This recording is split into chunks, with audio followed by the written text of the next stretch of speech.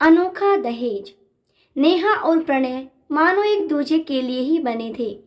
College में जन्मा प्रेम अब विवाह की दहलीज पर आ पहुंचा था। दोनों पक्ष धूमधाम से तैयारी में जुट गए। नेहा खुश तो थी, लेकिन एक दुख इस खुशी पर भारी था। वो ये कि उसके जाने के बाद उसके पापा अकेले रह जाएंगे। माँ तो उसके बचपन में ही स्वर्ग सिधार गई थी और कोई भाई बहन भी नहीं थे। नेहा इकलौती संतान थी। अपने पिता से छिप छिप कर नेहा रो लेती थी ताकि उन्हें उसका दुख ना दिखाई दे। आखिर शादी का दिन आ पहुंचा। बारात आ गई।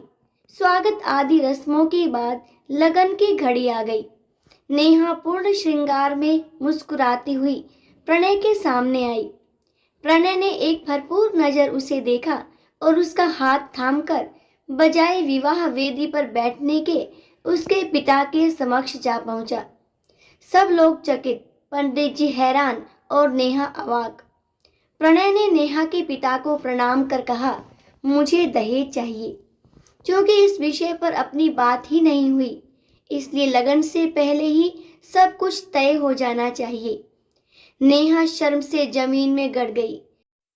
इस लोभी के साथ शादी के लिए उसने सारी मर्यादा ताक पर रखकर पिता से वचन लिया था और उन्होंने भी पुत्री स्नेह के वशीभूत हो इसके विषय में कोई खोजबीन न करते हुए हाँ कर दी थी।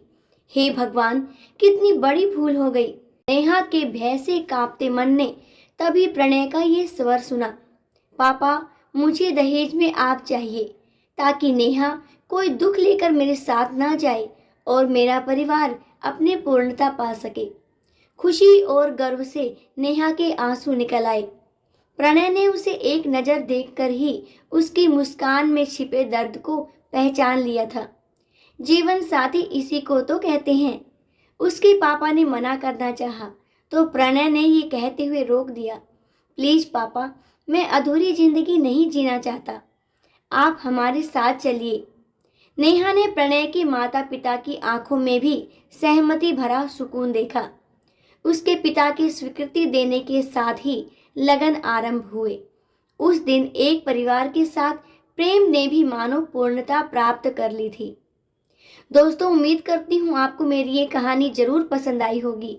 अगर पसंद आई है तो मेरे चैनल को सब्सक्राइब जरूर कीजिएगा और बेल आइकन को भी प्रेस कीजिएगा ताकि मेरी हर वीडियो का नोटिफिकेशन आपको मिल सके। आखिर तक मेरे साथ बने रहने के लिए आप सभी का बहुत बहुत धन्यवाद।